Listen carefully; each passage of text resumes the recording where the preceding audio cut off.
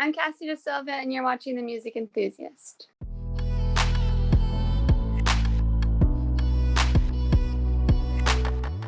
Hey, what's up? I'm Sarah from Music Enthusiast, and today I'm here with Cassie Dasilva. How are you? I'm so good. How are you? I'm amazing. I'm so happy to be talking to you. Um, Me too. so, first question, do you have like a fondest musical memory? The fondest musical memory that I have. I think one of the standout moments for me was like in the 7th grade. I played Vanessa Carlton 1,000 Miles in the talent show. And it was one of the first times like I hadn't really sang in front of people that way. And I practiced the song a whole bunch. And it was one of the first times that people were like, oh, you can sing. Um, and like I felt really good about myself.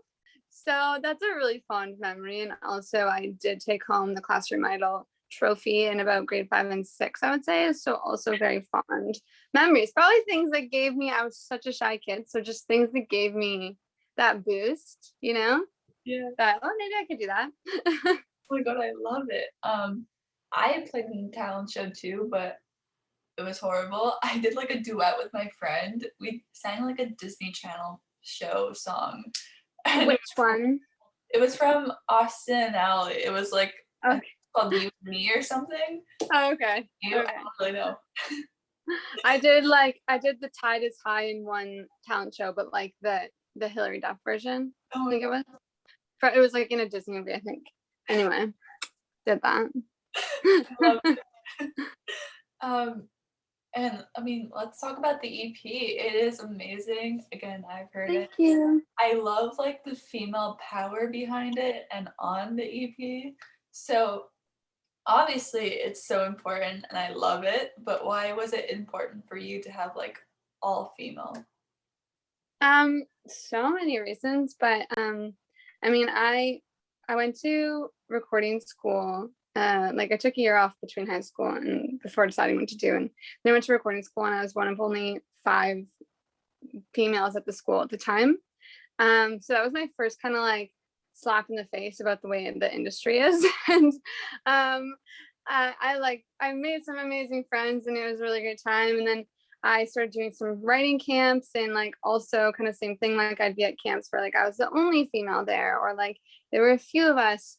So I started noticing that kind of disparity like early on, but then I got signed, and my team at the time was made up of like pretty much only males, like exclusively over the age of 30.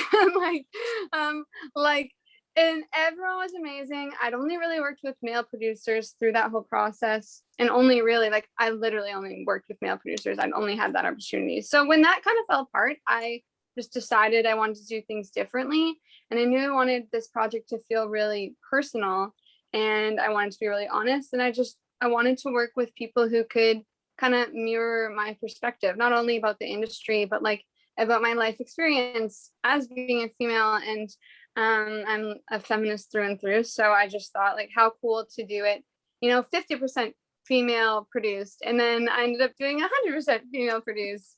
And that kind of carried through to everything. Like all the videos like were, 100% female made or non-binary made. And that wasn't the goal to begin with, but everyone kind of got on board with it and wanted to make it happen. And it's just such a cool thing. And everyone I work with outside of that has been female. I don't know, for me, just because I have felt so vulnerable through this process, I think that's made it easier for me to be myself, and to feel the most comfortable to try new things and get a little experimental with the music I was making. So I'm really glad I made that effort to do that. And I've made like the most amazing friends and creative partners out of it. So I love it. And was this like your first time working entirely with like females? well, yeah, it was my first time working with female producers. Was like the first female producer I worked with was Hill Kirkudis, who did half the songs on the EP. I think Unsolicited Contact might have been maybe the first or second song we wrote together, and we just hit it off. And then sorry, backtracking, I worked with Robin before Hill, but I'd worked with Robin in Nashville because I'd been reaching out to a bunch of friends just saying like, hey, I want to work with more females, like send me up with people. And so I got set up with Robin and with Hill, kind of that way. And yeah, it was just such a different experience. And I felt still a little bit more comfortable, especially like I was younger then when I started working with them, and being in a studio situation with like an older dude can sometimes feel a bit like vulnerable, or like you might not want to speak up as much. I just know that that was kind of crucial for me at that time, to feel empowered to say things that I might not have wanted to say before, or to speak up and not be afraid of coming off like a bitch or coming off like bossy or whatever. You know, those are things I'm trying to work through and get over, but this definitely helped me kind of feel more validated through that process. So Love it. And you totally hear like the female vibes on the EP, the sad, yeah. I don't hang out with my exes. Like, what was the creative Yeah. process like? It must have been so like chill and like so fun. Yeah, like all the songs are about my life and about things that have happened, or so it was just really fun to make these songs. Like X's was really fun. I actually wrote, like, a lot of the writers are male and people I've worked with and feel really comfortable with. Um, and yeah, X's, that's a funny kind of story how that one came about. But everything is just everything was just like, that's a funny thing to say. And I haven't heard that said that way before. Like, should I say it? Can I say it? And then if I ever questioned it, I was like, well, then I should if I'm Yeah. wondering. Like, you know, so I was trying to kind of push the envelope on like what I would say and what felt comfortable. Yeah, totally. And sometimes like that catches people's attention too because they've never heard that and they're like, "Oh my god, I love that." Yeah. Exactly. Exactly. And this project is about both like being in love and like heartbreak. So, I mean, how did the contracts sort of happen? How did that contrast happen? Yeah. Well, so it started off like I was kind of putting songs together, and when I was kind of figuring out, okay, what am I gonna add? Robin had actually said to me, because we did enough together, she's like, how's this gonna fit in here? Because this is coming out to be kind of like all breakup songs, and enough is like a total love song. She's like, I don't see how it fits. And we talked about it for a while, and I was like, you know what? I wrote enough, like after I wrote some of these songs, or like in the midst of writing these songs, because like as a songwriter, you're constantly revisiting things from the past, and you're dredging stuff up that you haven't dealt with yet.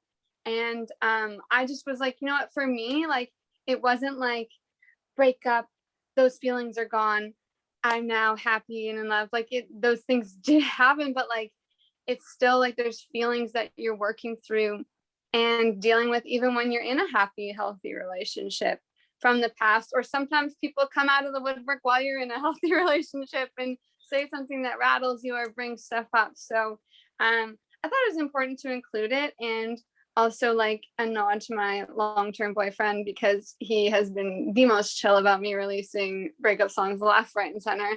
And I was like, you know what, like, here's one for you. But yeah, that song is like the closest I'll get to writing like a gushy love song, and it's just about us being kind of broke and in love. We're both musicians, and I just thought it was funny. And I think the EP kind of follows like a bit of an arc, going through like relationship woes and breakup woes, and then kind of dark side comes into play, and that kind of is like almost like a healing kind of song for me. And then enough kind of rounds it all out. So I mean, I hope it makes sense to people, but if it doesn't, it's my story and that's all that mattered to me. So yeah. That's literally all that matters, and it's amazing. Yeah. Again, the EP, so good. I will definitely be having it in all my playlists. Thank you. Thank you so much. It's so cool to hear. And I mean, the first single that was released went viral on TikTok. So, I mean, what was that like? Was it sort of overwhelming? Did you have to like shut your phone off? Yeah, it was like a mix of everything. I like, despite, you know, what I have to put out there because of the way that the industry is now, like, you have to be on social media. I don't love it, and I don't find it super healthy. So I had to kind of find a balance for myself with that. But I was trying to look at like the bright side at all the times, like, because it does get stressful, like your phone going off and whatever. But it's also so cool that like it was people I did not know, I had zero connection to, um that were like reaching out to me and saying that they related to the song, or like sharing it, adding it into their playlists. And like, with other social media platforms, like it's mostly people or people who know people that you're reaching. But yeah, that's why TikTok's so cool, is because it's just people from all over. So I was able to just reach a whole different audience, and the right audience, which was like amazing, because there were literally no negative comments, which I don't think is the case for a lot of people. Maybe a couple, but they were whatever, but like the vast majority was just like all positive, and people were loving it. So it felt super validating. And I'd worked for so long on that video in particular, and getting this whole project together. So it just felt like, it made it all kind of worthwhile. I told myself I didn't care what people would think, but to have people relate to it, I mean, that is kind of the goal of making music, is that people will relate to it and it resonates with someone. So that's kind of the coolest thing ever. And the music video, it's like inspired by Scream Queens, a show I love. So which character is your favorite character on the show? Can I tell you something awful? Yes. I mean, I love Emma Roberts, but okay, so I've never fully watched the show. Okay. I've watched little bits, but I actually just was obsessed with the aesthetic. So like I literally searched for like photos of the show and like add them to mood boards, because I was obsessed with the aesthetic. But honestly, like, and a more like obscure reference was like, there's this episode of Black Mirror where it's like this whole pastel world. But like I didn't know if people would get that as much when referencing it. But yeah, just the Scream Queens vibe. I love Emma Roberts in that. And Billie Lourd. That was her name? Yeah.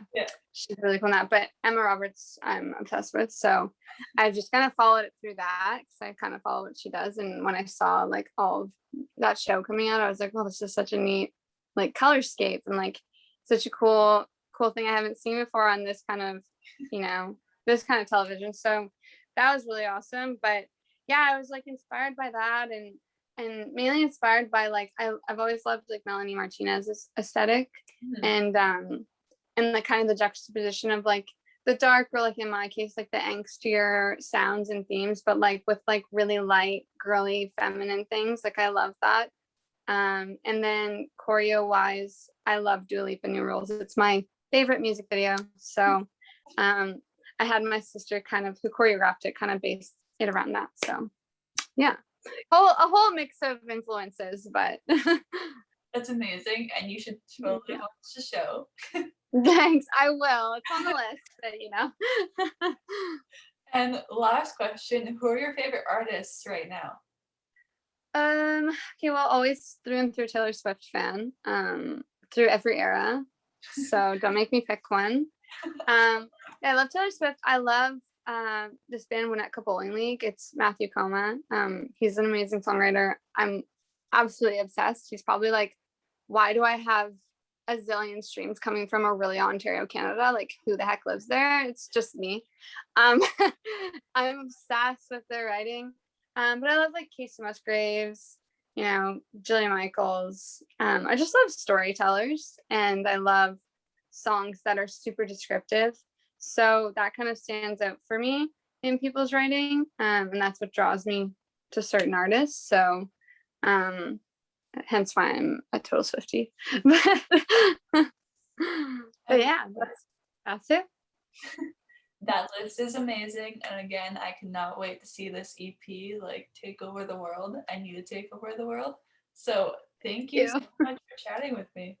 Thanks for having me.